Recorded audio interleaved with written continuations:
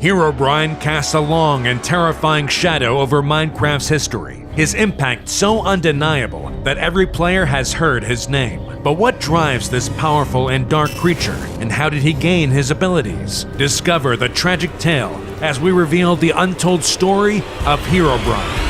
A full moon rose high overhead as three figures suddenly appeared in a plane. Steve, Alex, and Brian were startled, struggling to remember where they'd just come from, but they had no time to process their transportation to this strange world. We have to get out of here, now! The monsters that populated the field turned to them with delight, lurching toward their new prey. The trio broke into a run, fleeing from the hands and teeth that would see them dead. Terrified of these creatures they'd never encountered before, unfamiliar with the terrain, they soon found themselves in a dense forest, struggling to part the branches. Zombies growled close behind them, and Steve turned as a spider leapt into his face. He punched back out of instinct, his fists flying at any creature that drew too close to him and his friends. Alex and Brian were less courageous, only cowering in terror as the monsters bore down on them. I can't hold them off alone. If you guys can't help, we have to run! How? This forest is too thick to walk through!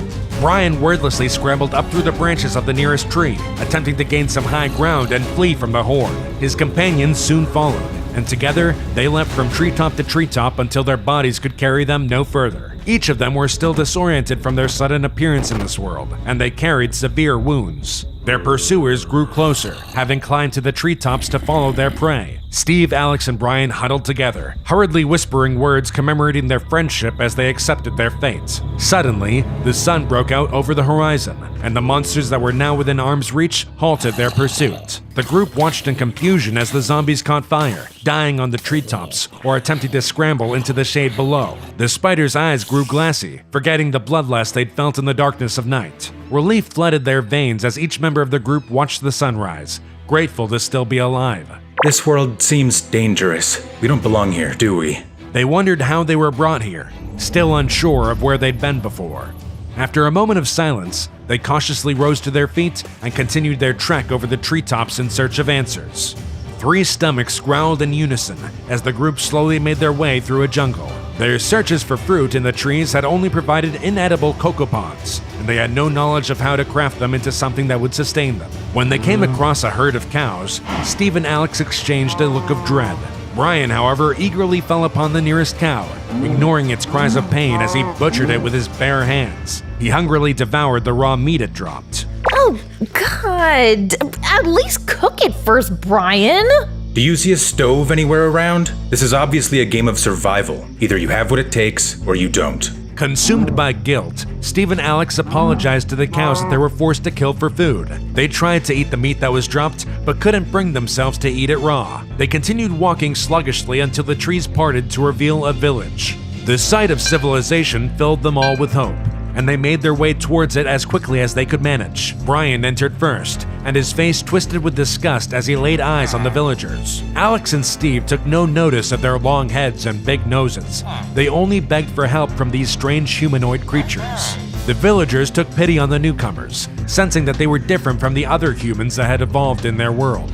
After feeding their guests, the villagers agreed to answer any questions the group had for them. Long into the night, they discussed the history of this world, how villagers and humans had evolved, how their ancestors crossed their arms in a vow of pacifism, and how each of the monsters that plagued the world came to exist. The trio listened closely until it was nearly dawn. Steve and Alex were too enthralled to feel tired, but Brian was unimpressed and lumbered off to bed. You mentioned that the native humans can craft and build. Can you teach us?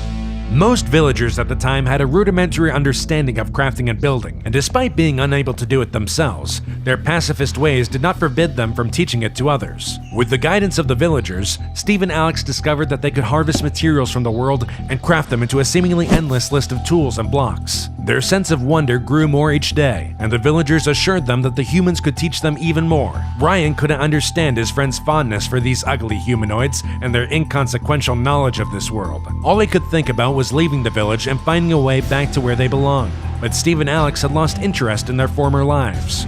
If we can't even remember our old lives, then we probably weren't very attached to them. Why not start something new here? Aren't you fascinated with this world, Brian? He was not, and he only grew increasingly disenchanted with it as his friends felt more at home. Steve and Alex quickly mastered everything the villagers were able to teach them, and began putting their new skills to use to improve the village.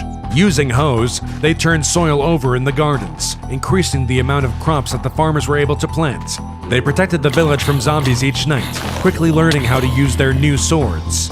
All the while, Brian stood on the sidelines. He knew that if they remained here too long, they'd lose all interest in returning to where they belonged. His jealousy brewed, souring his feelings about his friends, the attention they were gaining, and the world they'd found themselves in. Word swiftly spread from villager to villager of the good deeds that Steve and Alex were performing. It wasn't long till they were unanimously recognized as heroes of the village. Steve and Alex were showered with praise from their new friends, giving them great pride in the deeds they accomplished. Not everyone was overjoyed though. Brian watched Steve and Alex's antics with disdain. They were losing sight of their goal to get back home as each day passed. What's so good about the praise of those disgusting things anyways? This is all just a pointless distraction. Not wanting to dwell on it any longer, Brian went out exploring away from the village and away from his friends.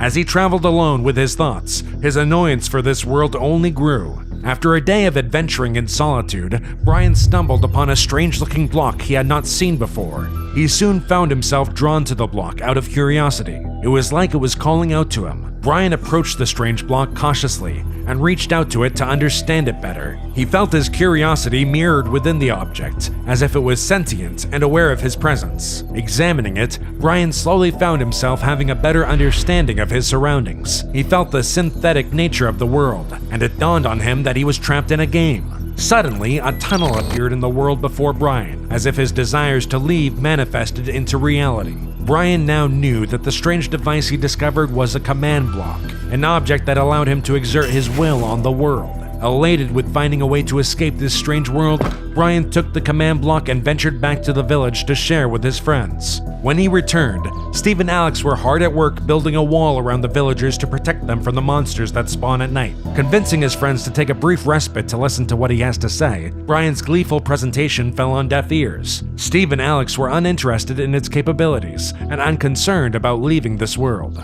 But don't you see? With this, we might be able to find a way to leave this place. Brian, I know you're not a fan of the villagers, but try to have some fun, okay? Yeah, we just got here, and there's so many fun things to see and do. We can look into leaving later. For now, I have to finish this wall before it gets dark. Brian was at a loss at how quickly they dismissed his discovery. He argued with his friends about the pointlessness of helping the villagers, but was reprimanded for being heartless, as they put it. Besides, why would they want to return to a place they could barely remember anyways? Feeling hurt, Brian once again left Steve and Alex as they continued building their wall. Angry from the argument, Brian left the safety of the village as night was beginning to blanket the sky. Brian was unafraid though. With the command block, monsters no longer scared him. In fact, they no longer bothered him whatsoever. Alone in the darkness, Brian made a decision. He came to the conclusion that his friends needed saving from this beguiling world they found themselves in, and the command block would be the way he accomplished it. I'll show them what this place truly is. They'll be begging to leave before long.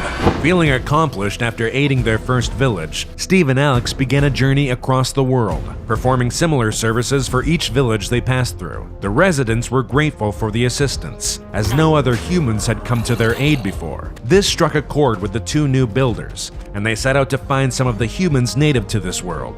After following a villager's directions, they arrived at an impressive town that looked significantly newer than the villages that they'd previously seen.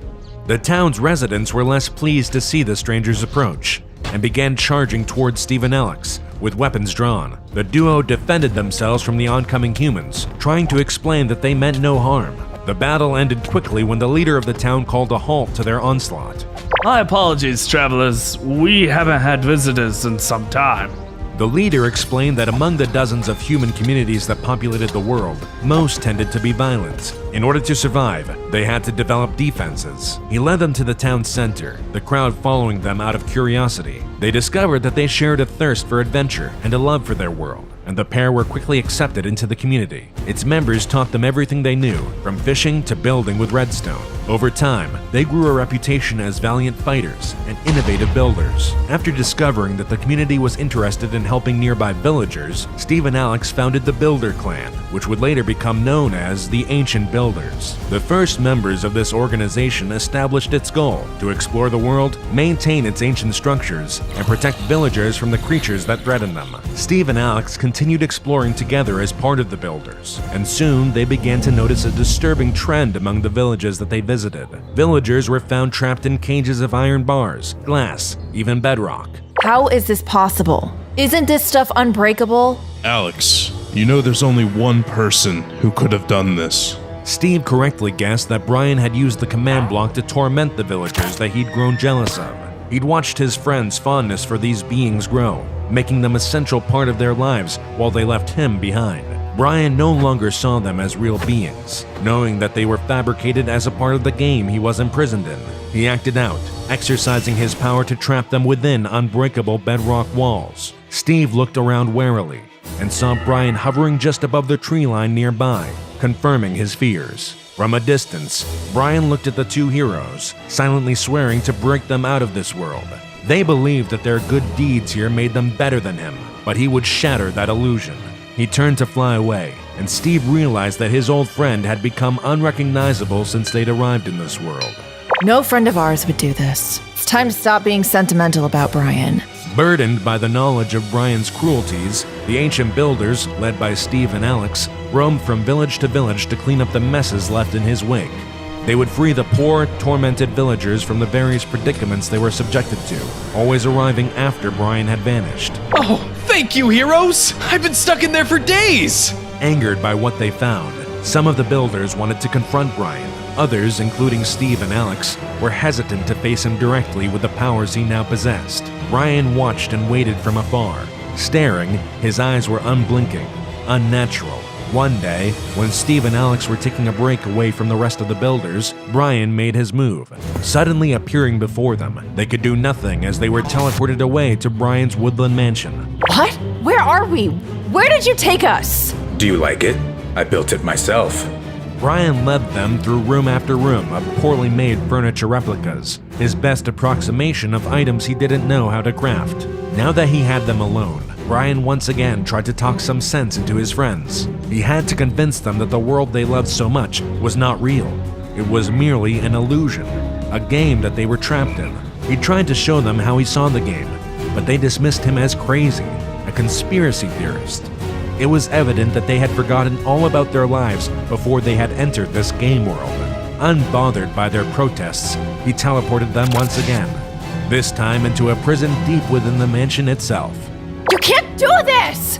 Let us out of here! You may not see it yet, but soon I will be the hero. Herobrine. Knowing the builders would not sit idly by, Brian spawned an army of illagers to keep Steve and Alex secured inside the mansion. The builders, having noticed the disappearance of their leaders, started a desperate search to find them. As if wanting to be found, it wasn't long before the heavily protected mansion was discovered. With his friends secured nearby, Brian began the final step of his plan to break free from this world. He climbed to a room high within his mansion, placed the command block on a pedestal, and began the ritual. Though he tried to remain focused, he could sense the builders sneaking through his mansion, trying to break the leaders free from his captivity. As the spell took hold and the power of the command block began to fuse with his body, Brian's eyes began to glow. For the first time, he felt like a hero. Alex and Steve called desperately to their rescuers, but the thick walls muted their cries. The builders walked silently through the mansion until they finally found Steve. Give it up. You'll never see either of them again. Herobrine swiftly killed a builder and spawned illagers to take care of the rest. Though they were thoroughly trained in defense combat, they'd never been so outnumbered before. The illagers bore down on the group of builders as their numbers dwindled. One builder heard a faint call for help and bolted from the fight towards the sounds of Steve and Alex.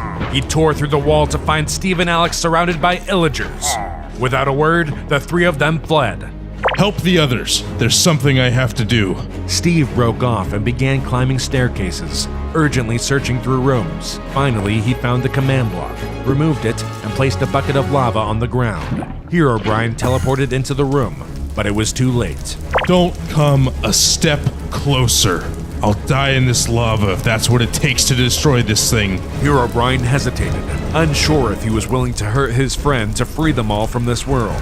Steve threw the block into the lava as the flames began to engulf the room, trapping himself, Alex, and Herobrine in this world forever. Herobrine fumed, furious that without the block, his immense power wasn't enough to free him from this reality. He teleported away knowing he'd never forgive Steve for imprisoning him here, and began his unending search for another command block.